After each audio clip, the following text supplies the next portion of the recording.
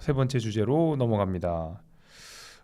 일단은 저희가 중앙당사에서 신년 이제 1일 날 새해 첫날에 그 신년 인사회를 개최한 데에 이어서 그 다음 날 2일인 2일에는 핵심 지지 기반인 대구 TK의 중심 보수의 심장 대구에서 신년 교례회를 진행했습니다. 그러니까 결국에 이제 당심을 잡겠다는 행보들이 이어지고 있다라는 것인데 여기에는 많이들 가셨어요, 그죠? 많이 가셨죠. 누구 가셨습니까? 여기 원래는 사실은 이런 신년 할애회는 지도부 중심으로 하는 겁니다. 여기 지금 김재섭 저기 위원장도 그 비대위 계실 때 한때 그때 계실 때 생각해 보면 사실은 이거를 막 큰 규모로 하진 않아요. 그래서 지도부 중심 그다음에 이제 사무처 이렇게 하는데 그렇죠. 이번엔 저희가 아무래도 3월 8일 날 전당대회를 앞두고 있다 보니까 당 대표 주자로 분리되는 분들이 총출동하셨습니다. 그래서 뭐 지금 뭐 저기 김기현 전 대표, 그 다음에 안철수 의원, 조경태 의원, 네. 뭐 그다음에 나경원, 네. 지금 저출산 고령화 사회 부위원장까지 오셔서 다 이렇게 한 말씀들 하셨는데 미묘하게 좀 스탠스가 달라서 좀 재밌게 봤습니다. 그 나경원 의원한테 그 마이크를 한번 줬을 때 약간 어색하지. 제가 이거 해도 되나요? 라는 약간 당 대표 주자들 한 마디씩 하시면서. 네. 근데 그 권성동 의원도 그렇고 윤상현 의원도 그렇고 TK의 표심을 호소하는 듯한 메시지를 많이 내셨어요. 보니까 예를 들면 이제 권성동 의원 같은 경우에는 뭐 TK 현안이 신공항 만드는 것인데 주 원내대표께서 대표 발의했고 제가 공동 발의했습니다. 네. 이 정도면 저는 원조 TK다 이런 얘기 하셨거든요. 근데 권성동 의원 어제였나 여론조사 보니까 TK에서 0% 나오셨더라고요. 네, 말 조심하세요. 그건 그냥 객관적 혹시 사실이니까. 사실이니까요. 그러니까 나오셨는데, 저는 권성동 의원 그 당내에서 평가 다 있습니다. 뭐 좋아하시는 분들 분명히 있고, 저도 개인적으로 권성동 의원 분이십니다. 개인적으로도 좋은 분이라고 생각하고 맞아요. 좋게 평가하는 부분도 많은데, 그러니까 제가 하고 싶은 말은 이제 TK가 우리 당의 중심인 것은 맞습니다만은 TK의 마음만 흔들어서는 전당대회 이길 수 없고 오히려 수도권의 표심을 계속 자극하는 수도권의 마음을 읽어내는 메시지를 내셨으면 좋겠다는 마음으로 TK 호소하는 것 이상의 메시지를 냈으면 좋겠다 이런 의미인 거고요. 실제로 그 국민의힘의 책임당원, 그러니까 실제로 투표권이 있는 분의 40%가 영남에 다 몰려 있어요. 네, 그렇죠. 맞습니다. 네. 그러다 보니까 영남의 표심을 잡을 수밖에 없는 것이 당 대표 주자들의 최대 현안이 아닌가 싶습니다. 이게 저희가 최근에 그 전당대회 선출 룰 개정이 있었지 않습니까? 그게 이제 좀 해주세요. 그래서 이제 이게 당원 100%로 저희가 변경을 하면서 지금 김재섭 위원장님 말씀하신 그 부분이 더 커졌어요. 그러니까 과거에는 상쇄할 수가 있었습니다.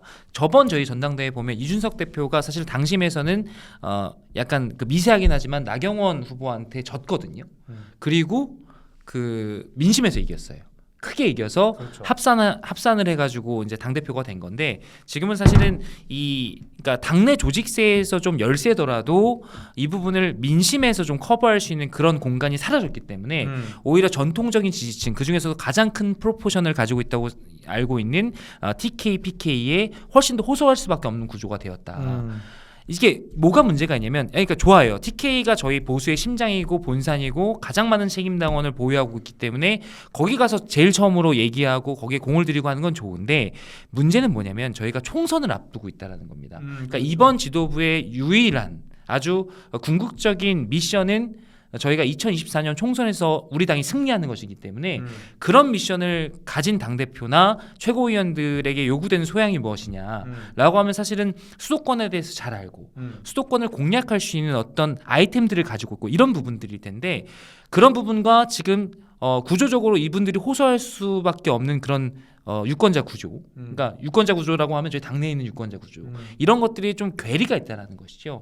이런 부분들에 대한 딜레마를 어떻게 현명하게 극복하느냐. 각 후보들이 전략이 있겠지만 저는 그 부분이 앞으로 한 2달여간 남은 그 기간 동안 아주 주요한 요인이 될 것이라고 보고 있습니다. 그리고 그 여러분들이 이번에 간과하시는 게 물론 뭐 영남이 40%의 책임 당원들이 몰려 있기 때문에 최대 승부처가 된다는 말도 맞는데 이번에 그 잘 생각해야 되는 것이 40세 이하 제가 알기로 제가 봤던 뭐 정확하진 않을 수도 있는데 40세 이하의 책임 당원이 33%인가 34%인가 그 정도 되죠. 네.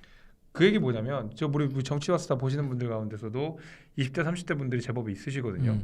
국민의힘 책임 당원이신 분들도 꽤 많으시고. 네, 그러신 것 같습니다. 근데 보세요.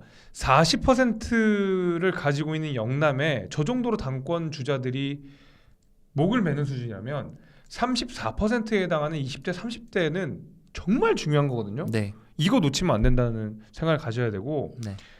국민의힘을 지지하는 젊은 당원들도 스스로가 당대표 선거에 국면을 좌우할 수 있다는 것을 간과하시면 안 될 것 같아요. 예. 영남이 40%니까 젊은 세대들이 힘을 쓸 수 있을까 이번에? 그렇지 않습니다. 40%까지는 아니어도 30% 이상의 막강한 득표력을 가진 게 20대 30대이기 때문에 이분들 역시도 이번에 전당대회에 한 표 행사하시면서 당원을 어떤 정당의 방향성을 만들 수 있다라고 하는 것을 생각해 보면 여러분들께서도 유념하시고 이번 전당대회에 관심 기울이시고 정말로 총선 승리를 위해서 이길 수 있는 사람이 누구냐, 윤 정부의 성공을 만들 수 있는 사람이 누구냐를 면밀하게 따져보실 필요가 있을 것 같습니다. 그러니까 저는 지금 이번 전당대회에 출마하실 당권 주자들께 좀 부탁드리고 싶은 게 있습니다. 지금 김재섭 위원장 말씀하신 대로 지금 국민의힘의 당원 구조가 상당히 복합적이고 다층적으로 되어 있습니다. 그러니까 지금 저희가 약간 상수처럼 얘기하는 게 뭐냐면 TK 표심이 또 고정되어 있을 거라고 생각하는데 저는 그것도 오산일 거라고 봅니다. TK, PK에서도 세대에 따라서 그다음에 계급에 따라서 여러 환경적인 요인에 따라서 여러 가지 다원적인 어떤 그 선호 이런 것들을 가지고 있을 수 있기 때문에 수도권에 있는 민심 그다음에 중도층을 아우를 수 있는 그 민심의 그 아이템들 있지 않습니까? 그렇죠. 그런 부분들에 대한 의제나 이런 것들이 TK까지도 같이 포섭할 수 있는 TK 내부에서 여러 가지 다층적인 구조 중에서 다수를 또 포획할 수 있는 그런 아젠다를 찾아내시는 것, 그 밸런스를 찾을 수 있는 그 아젠다를 찾아내시는 것이 아무래도 소구력이 가장 있을 것이다. 그리고 그래서 그러니까 폭력적으로 어느 한쪽은 배제시켜 이런 것이 아니라 앞으로 미래 세대, 그러니까 당의 어쨌든 저희가 지금 있는 2030 당원들이 결국은 이 당의 주축이 될 것이고 이런 분들한테도 어필하면서 지금 있는 TK 분들도 동의할 수 있는 여러 가지 의제들 이런 것들을 찾아내는 그렇죠. 노력들이 저는 주요할 것이다. 그것만이 아마 전당대회에서 승리할 수 있는 길이어야 한다. 그런 말씀 드리고 싶습니다. 자, 그러면 이제 슈퍼챗 좀 읽겠습니다. 자, 다마스 G90님, 박관용 따봉따봉. 뭐 형님 감사합니다. 형 팬인가 본데? 형 팬이신가 본데? 감사합니다. 예. 그리고 모르겠다님, 국민의힘 당대표 유승민 그 전 의원을 좋아하시는 팬이신가 봐요. 네. 시벨롬님, 욕 아닙니다. 프랑스어입니다. 그 유승민 전 의원 안 나오면 정말 황교안 찍을 거예요. 강신업은 도저히. 그러시면 안 됩니다. 황교안과 강신업 뭐 거의 뭐 저희가 차마 아무리 유튜브라도 저희가 그래도 말해 그 너무 파괴적인 결론으로 가시면 안 됩니다. 그러니까요. 예. 그러니까 재밌긴 하거든요. 황교안, 강신업 이런 게 재밌긴 한데 이런 걸 저희가 길티 플레저라고 해요. 예. 예. 여러분 햄버거 먹을 때 맛있긴 하지만 유쾌하진 않잖아요. 그런 느낌이에요, 저한테는. 그래서 전당대회가 전당대회답게 좀 가야 된다. 제가 진짜 걱정스러운 게 이런 부분이에요. 그러니까 지금 저희가 하는 여러 가지 김재섭 위원장이랑 저랑도 어느 정도 세부적인 이슈에 대해서는 생각이 다른 측면이 있어서 토론도 자주 하고 하는데 그런 생산적인 차원의 토론이 아니고 이게 정말 저희가 그 진입장벽이라는 게 있잖아요. 아까 전에 제가 선거제도 얘기할 때 뭐 이렇게 중대선거구 하면 아주 극단적인 정당 들어오기 쉽겠네 이렇게 얘기하는데 최소한의 진입장벽이라는 게 있는 겁니다. 그렇죠. 그래서 정치 자체가 희화화되거나 그 전당대회 물 자체를 흐리게 하는 뭐 이런 것들은 좀 방지해야 하는데 최근에 저희 당에서 사실 가장 걱정스러운 부분은 그런 부분이고요. 사실은 지지난 전당대회에 또 비슷한 일이 있었어요. 맞아요. 그 황교안 대표님 대표되실 때 여러 가지 뭐 청년 최고위원 중에 이제 말도 안 되는 막 이런 일들이 있었고, 그리고 이게 저희 당을 떠나서 저번에 서울시장 선거 때 기억나시는지 모르겠는데 보궐선거 때 3등 누가 한지 아세요? 누가 했죠? 3위를 허경영 후보가 했습니다. 3위를. 내 눈을 바라봐. 예. 네. 그러니까 이게 대한민국 정치, 눈을 보면 안 돼. 대한민국 정치가 네. 사실은 저는 사실 시민들의 그 어떤 의식이나 이런 부분들을 여전히 믿거든요. 그럼에도 불구하고 그런 부분들이 너무나 동원되거나 모빌리제이션 되면 사실은 파괴력을 가질 수가 있습니다. 저는 그런 부분들을 우려하는 것이고, 저는 그러니까 부디 우리 당원들께서 조금 더 현명하고, 그러니까 정말 혐오스럽더라도 저희가 차악을 선택하는 그런 현명함을 발휘해 주셨으면 좋겠다라는 그런 부탁드리고 싶습니다.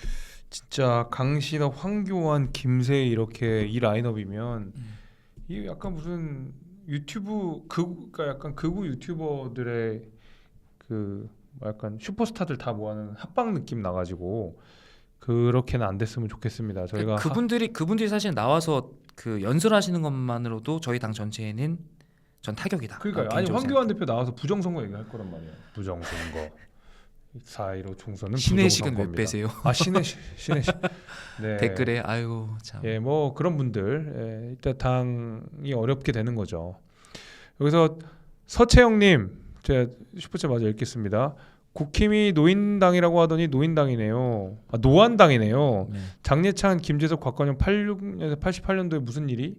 전쟁 났었나요 그때? 80년도에 체르노빌이 터졌습니다. 그게 영향이 있구나. 근데 여기 지금 3명이 다 캐릭터가 다른데요? 근데 여러분 솔직히 지금 김재석, 곽건영 얘기하기 전에 천하람도 86년생이에요. 말이 안 되잖아 그거는. 제가 천하람 썰 하나 풀어드릴게요. 천하람이 다음에 그때 그 다음 프로필 있잖아요. 그 프로필에 천하람을 검색하면 초반에 천하람이 그 정치 처음 입문했을 때 검색을 해보면 그 나이가 40 몇 세로 나오는 거예요. 왜? 몰라. 그래 이유가 없어. 나도 몰라. 천하람은 40 몇 세로 나와요. 사람한테 왜 그래? 근데 웃긴 게 그래서 천하람 위원장이 그 어이가 없잖아. 네. 나는 그 당시엔 34살인가 아무튼 35살인가 그쵸. 예. 35살인데 40 몇 살 사니까 저랑 열받잖아. 친구인데. 형이랑 동갑이잖아. 근데 그래서 다음에 이야기를 고쳐달라고 얘기를 했나 봐요. 네, 이메일을 네, 보냈나 네. 뭘 했나 네. 했는데 안 고쳐주더래. 그래서 내가 한 가지 생각이 들었어. 다음은 프로필 사진을 바탕으로 AI로 나이를 하는구나. 그런 생각을 잠깐 했었거든요. 그래서 천하람 위원장 소개를 할 때 제일 많이 놀라는 일들은 제가 86년생입니다 하면 다들 약간 충격의 도가니. 제가 사실 저도 가끔 그런 얘기를 듣는데 좀 놀라워. 제가 지역구 가면 그런 얘기 하거든요. 그러니까 이준석 대표 한참 이렇게 대표하고 할 때 제가 이준석 대표보다 1살 어립니다. 그러면 다들 와 이러거나 에이 이러거든요.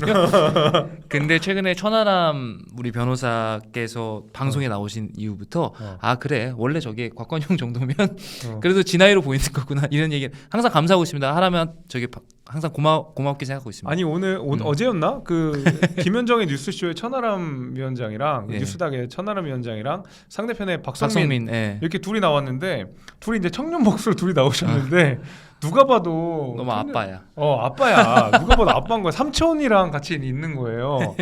그래서 이 그림은 우리 당에 그렇게 좋지 않다. 그렇죠. 예. 청년이랑 나왔는데 네. 몽타주와 나이가 천하람이다 이러면 조금 저희도 이제 얼굴이 젊은 선수들이 굉장히 많다는 거. 아니 근데 이렇게 실제로 보면 천하람 변호사가 이렇게 얼굴 볼도 이렇게 빨갛고 그래가지고 또 제 나이로 보여요. 근데 실제로 보면 좀 그런데 방송에서 워낙에 이렇게 능숙하게 잘하다 보니까 맞아요. 이게 아무도 그 나이로 안 보는 것 같아요. 그리고 얼굴도 좀 이렇게 그 정도로 보여요. 포장하고 넘어가시죠. 어려서부터 그랬대요. 어려서부터. 어려서부터. 다음 주에 나오는데 우리끼리 비밀로 하는 걸로 하시죠. 네. 아무튼 그렇게 됐고요.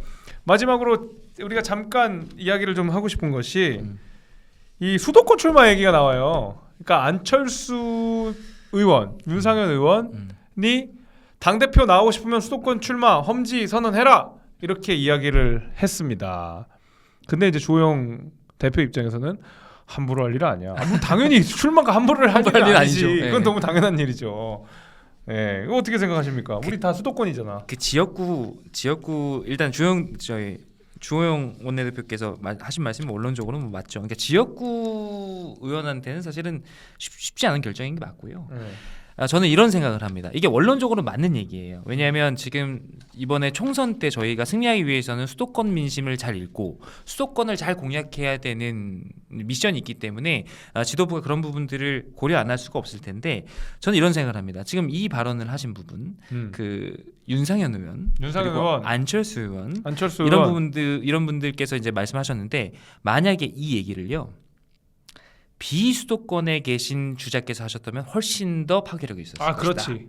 왜냐하면 지금 두 분은 이미 수도권에 계신 의원님이시기 때문에 이분들은 사실은 나는 어차피 여기서 출마해야 되니까 별로 잃을 게 없어요. 그러니까 본인은 잃을 게 없으면서 다른 사람한테만 이렇게 해라라고 얘기하는 거기 때문에 사실 큰 감동이 없습니다. 그렇죠. 만약 이 얘기를 TK나 PK에 계신 의원님이 제가 먼저 수도권으로 가겠습니다. 이렇게 하면 그건 얘기가 다릅니다. 그래서 저는 이거는 이제 본인들의 유불리, 그러니까 내가 그런 측면에서 비교 우위를 가지고 있다 정도를 얘기하는 수사이지 그 이상의 의미는 사실은 없다라고 생각합니다. 그리고 그러니까 수도권에 계신 분이라고 해서 꼭 수도권 정서를 잘 안다 이런 부분들도 사실 함정일 수 있어요. 저희가 청년들이 청년 이슈만 다루는 건 아니지 않습니까? 청년들이 사실은 어르신들 관련된 것들, 남성이 여성에 대한 이슈들 뭐 이런 것들 잘 다룰 수 있기 때문에 그러니까 완전히 등치시킬 수는 없다. 그런 측면들을 좀 같이 고려해서 우리 당원들께서 판단해 주셨으면 좋겠습니다. 근데 확실히 이제 수도권과 영남, 호남의 민심은 조금씩 달라요. 다르긴 하죠. 좀 달라요. 다르죠. 그래서 근데 253개, 그러니까 국회의원 선거가 총 253개예요 전국에. 근데 그 중에 121개가 수도권에 있습니다. 그렇다 그러면 사실 이제 과반이 수도권이라고 하는 것이고, 굉장히 지역적으로는 좁은 지역이지만 전국의 절반의 의석수를 갖고 있다라고 하면은 사실 우리가 수도권 민심을 예민하게 읽어내야 되는데 민주당에서는 호남, 저희는 영남 이렇게 당원들이 그쪽을 많이 몰리다 보니까 당권 주제 잘못하면은 오히려 수도권 전체의 민심보다는 영남의 민심을 대변할 가능성이 더 높다라고 했을 때는 총선이라고 하는, 그러니까 전 국민을 대상으로 우리가 해야 되는 그런 상황에서는 좀 불리할 수 있죠. 이런 예민한 감각들이 계속 살아 있어야 된다라는 말씀을 좀 드리고요. 벌써 시계 놀다 보니까 이렇게 벌써 10분이 한 시간이 다 가서 일단 슈퍼챗을 잠깐 또 읽어드리겠습니다. 시벨롬님, 윤상현이나 안철수 수도권 험지에서 힘들어요. 시흥갑 추천합니다. 당협 비었어요. 시흥 거기도 어렵죠. 국민의힘 참 어려운 지역이에요. 이 서울이랑 경기도도 좀 많이 다릅니다. 맞아요. 진짜 온도가 달라요.